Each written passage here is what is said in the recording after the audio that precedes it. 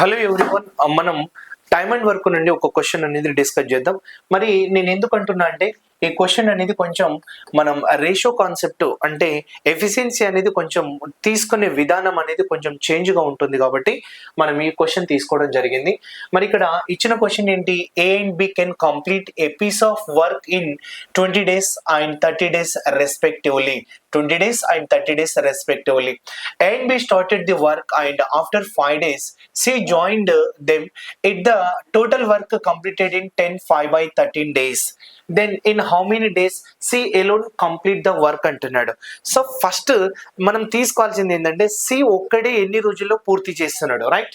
మరి సి ఒక్కడే ఎన్ని రోజుల్లో పూర్తి చేస్తున్నాడు అంటే ఆ టోటల్ పార్ట్స్ అనేది నాకు కావాలి కదా.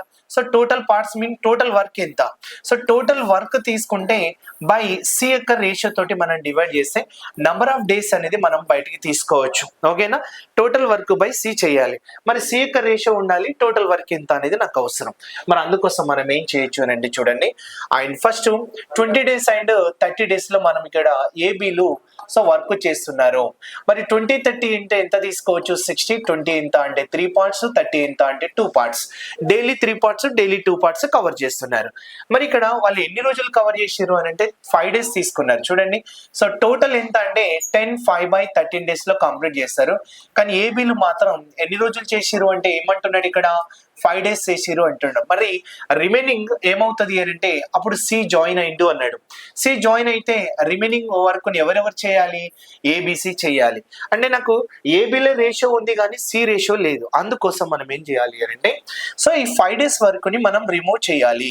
5 days వర్క్ ని రిమూవ్ చేయాలి అని అంటే ఆ 5 days వాడు ఎన్ని చేస్తారు? 3+2 ఇద్దరు కలిసి చేస్తున్నారు కాబట్టి వాళ్ళు రోజు 5 parts చేస్తారు. 5 5 నీకు వచ్చే వాల్యూ ఎంత అంటే 25. కానీ ఆ ఉన్న వర్క్ టోటల్ పార్ట్స్ ఎన్ని? 60. సో 60 parts లో 25 parts తీసేస్తే రిమైనింగ్ ఎంత అంటే 35 parts. అంటే ఇప్పుడు ఈ భాగం అన్నట్టే కదా. సో 35 parts అనేది మనకి మిగిలిన భాగం. ఈ మిగిలిన భాగంని ఎవరెవరు చేస్తారు? ఏబిసిలు చేస్తారు కదా. మరి ఏబిసిలు ముగ్గురు చేస్తారు కాబట్టి ఆ 35 parts ని ఎలా ఈక్వల్ చేయొచ్చు అని అంటే సో మొత్తం 10 days 10 5 by 13 days లో కంప్లీట్ అవుతుంది కదా. మరి అందులో 5 days ఆల్రెడీ ఏబి కంప్లీట్ చేసేసారు. మరి ఇప్పుడు రిమైనింగ్ ఏబిసి ముగ్గురు కదా చేయాలి.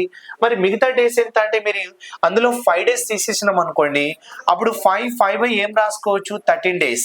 మరి 13 days పాటు ఎవరెవరు చేస్తారంటే మీరు ఏం రాస్తారు? ఏ ప్లస్ బి ప్లస్ ఇంకోరు ఎవరు అన్నట్టు సి.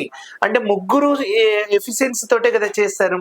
మరి వీళ్ళిద్దరు ఎఫిషియన్సీ ఎంత ఉంది మనకి ఇక్కడ? 5 ఉంది. ఎందుకంటే 3+2 ఎంత అన్నట్టు 5 ఉంది. అప్పుడు 13 5 మనం ఏం రాసుకోవచ్చు అని అంటే 65 ప్లస్ ఎంత అంటే 70 బై ఎంత అంటే మనం ఏం రాసుకోవచ్చు? 13 రాసుకోవచ్చు. ఇక్కడ 5 ప్లస్ రాసుకోవాల్సింది ఎంత అంటే 6. రైట్. నెక్స్ట్ 35 ఎంతలు కట్ చేసుకోవచ్చు? 2 మరి నేను ఇది రివర్స్ రాసుకుంటే 13/2 ఈ 5 తీసుకుంటే -5 = C. 10 to 10 ఇక్కడ 2 5 10 కాబట్టి సో 13 - 10 అంటే నీకు ఎంత వస్తుంది ఇక్కడ? సో 3 వస్తుంది. బై ఎంత అంటే 2. ఎవరిది రేషియో అన్నట్టు? ఇది సి రేషియో, రైట్. ఇప్పుడు టోటల్ వర్క్ అంటే టోటల్ వర్క్ ఎంత అనుకుంటున్నాం మనం? 60 అనుకుంటున్నాం.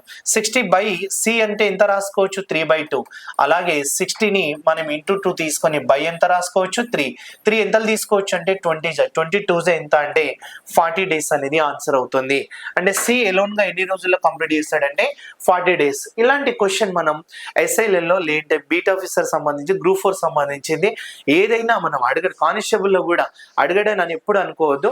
సో చిన్న లాజిక్ అన్నట్టు అంటే సి రేషియో అనేది నువ్వు తీసుకుంటే అది ఆన్సర్ వస్తుంది. కానీ ఆ సి రేషియో కోసమే సో ఈ కాన్సెప్ట్ అనేది మనం ఖచ్చితంగా అప్లై చేయాలి. అర్థమైందా? Thank you.